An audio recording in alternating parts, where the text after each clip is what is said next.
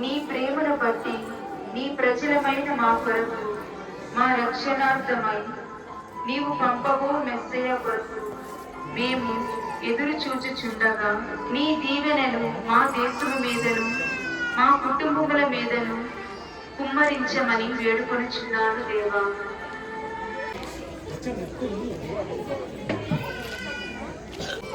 మరియా, భయపడవలదు.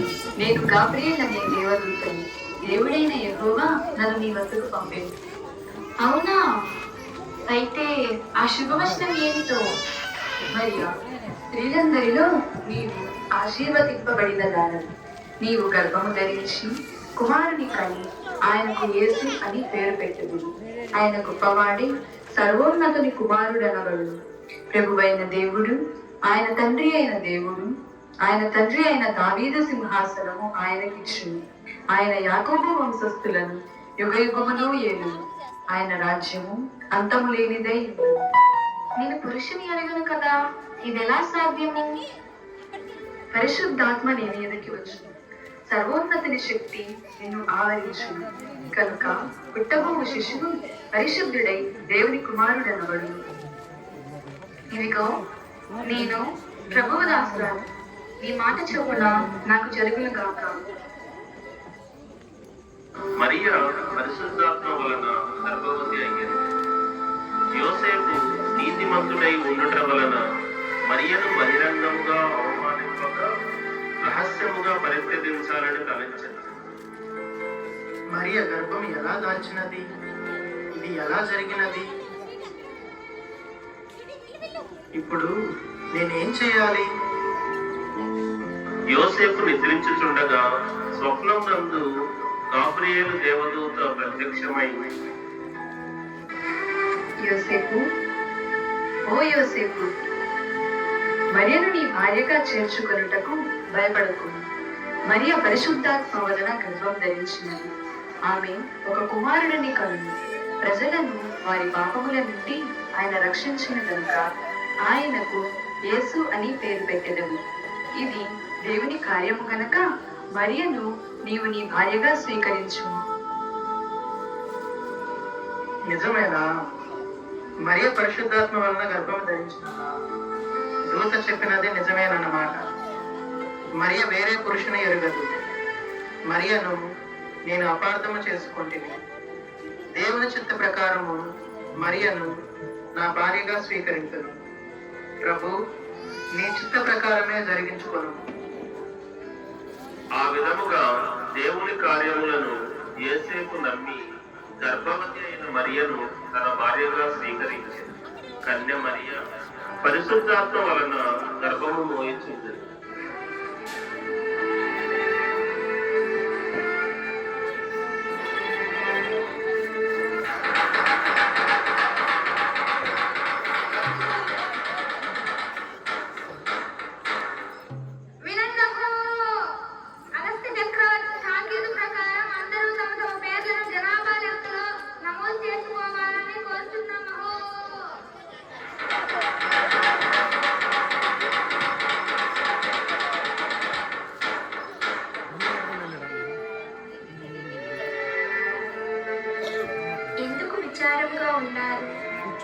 మరియా అగస్త్య చక్రవర్తి తాకీదు ప్రకారం జనాభా లెక్కలు రాయించుకునటానికి బెత్లెహేము వెళ్ళాలి.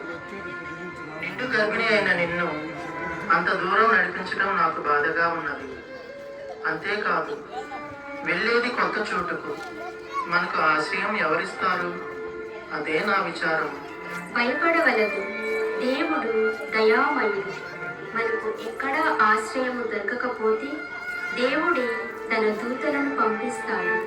ఆ రెక్కలే మనకు ఆశ్రయము.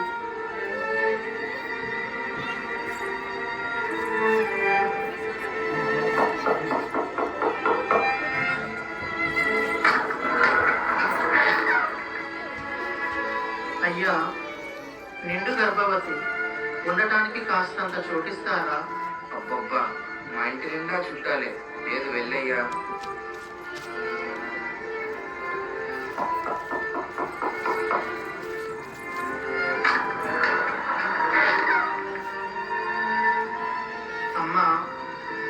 కాస్తంత చోటిస్తారా? లేదు లేదయ్యా, మాకే సరిపోవడం లేదు, ఇంకా మీకెక్కడిది?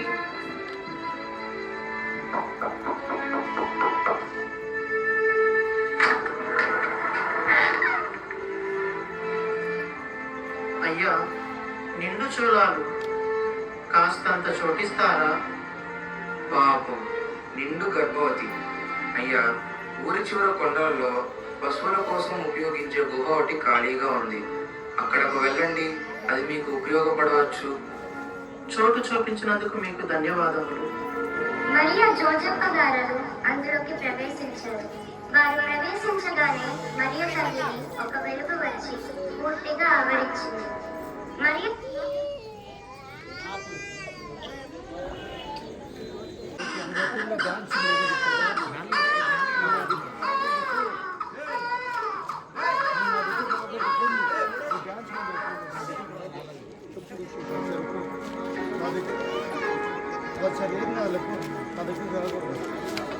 గొల్లలారా, మీకు శుభము. నేడు రక్షకుడు ఉదయించుచున్నాడు. మీ కొరకు, ప్రజలందరి కొరకు దివి నుండి భూమికి ఏటెంచుచున్నాడు. ముందుగా మీకే ఈ వర్తమానాన్ని అందిస్తున్నారు.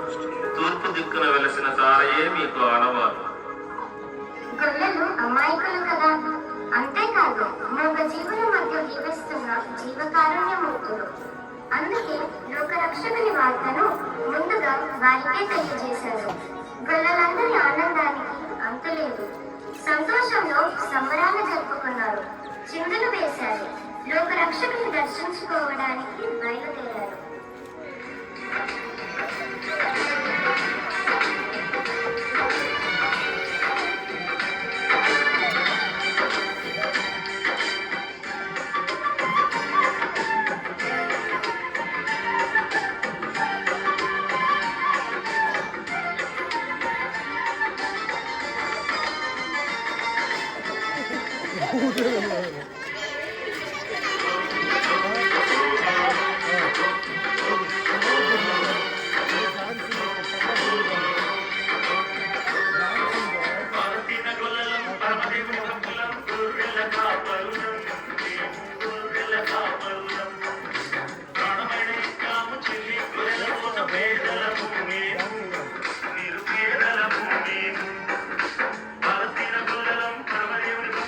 గొర్రెల కాపరు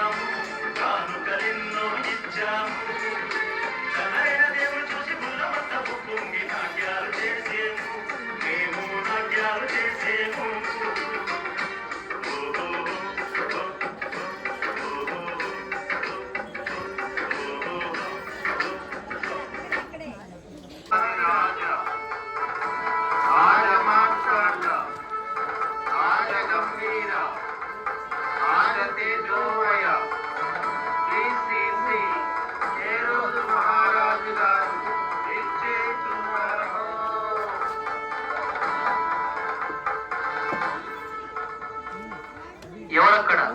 చిత్తం ప్రభు. మహారాజు ఏ రోజు ప్రభులకు జయము చేయదు. మంత్రివర్య, మన రాజ్యంలోని విశేషాలేమిటి? ప్రజలు మన గురించి ఏమనుకుంటున్నారు? ప్రభు, ప్రజలు మీ పరిపాలన బహు చక్కగా ఉందని ఆనందించుతున్నారు. పన్నులు అందరూ సకాలంలో చెల్లించుతున్నారా? మీరు ఉండగా ప్రజలు పన్ను కట్టకుండా బ్రతికి ఉండగలరా ప్రభు?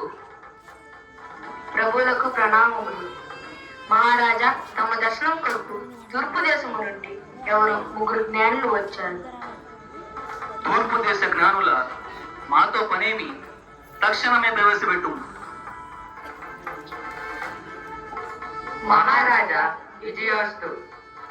మహాజ్ఞానులారా, మీరు ఈ దేశానికి వచ్చిన సంగతి మేము వినగలుగుతున్నాము. వివరముగా చెప్పండి. యూతుల రాజు ఎక్కడ ప్రభు? ఇక్కడే ఉన్న మీ ఎదురుగా. ఇక్కడ ఎక్కడ ప్రభు? నేనే. మీరు కాదు ప్రభు. నేను కాదా?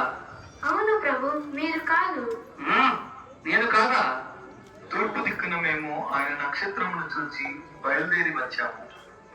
యూదుల రాజుగా పుట్టినవాడు సామాన్యుడు కాదు. ఆయన సర్వలోకమునకు రాజు. అవురా? యూదుల రాజుగా నేనుండగా వేరొక రాజు పుట్టినా? అతడు లోకమంత్రి నేరునా? మహామంత్రి, మన ఆస్థానంలోని పండితులను పిలిపించి అతడెక్కడ పుట్టినో తెలుసుకోరండి.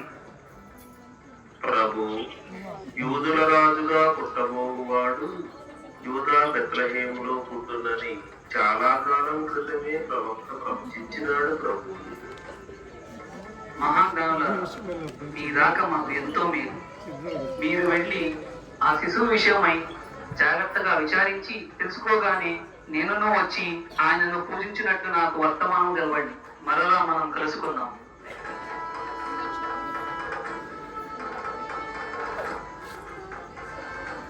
అతల వితల సుతల మహీతల భూతలాది భూలోక చతుర్దుడైన ఈ హేరోదు రాజును నేనుండగా వేరొక రాజు పుట్టుడయా?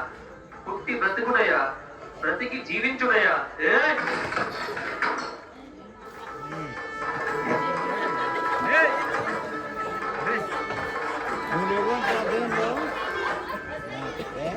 లోకరక్షకుని సంకేతమైన తారను చూస్తూ దర్శనార్థమై బయలుదేరారు.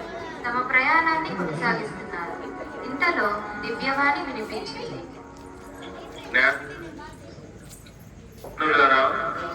బెత్లెహేములో లోకరక్షకుడు ఉదయించుతున్నాడు. మీరు ఆ శిశువుని దర్శించుకొని తిరిగి మీ స్వస్థలాలకు వెళ్ళండి.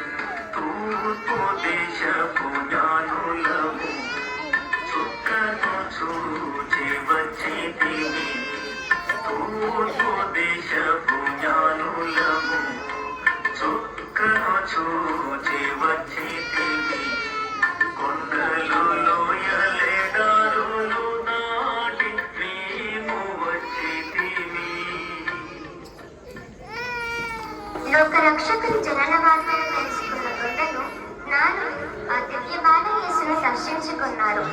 తమ శక్తి కొలది కానుకలు సమర్పించుకున్నారు. దేవదూతలు ఆ దివ్య బాలను దర్శించుకొని తమ తమ రెక్కలని నీడగా పట్టారు. ప్రకృతి అంతా పరవశించి పులకించింది. క్రీస్తు జననం మీకు శుభాన్ని కలిగించుగాక.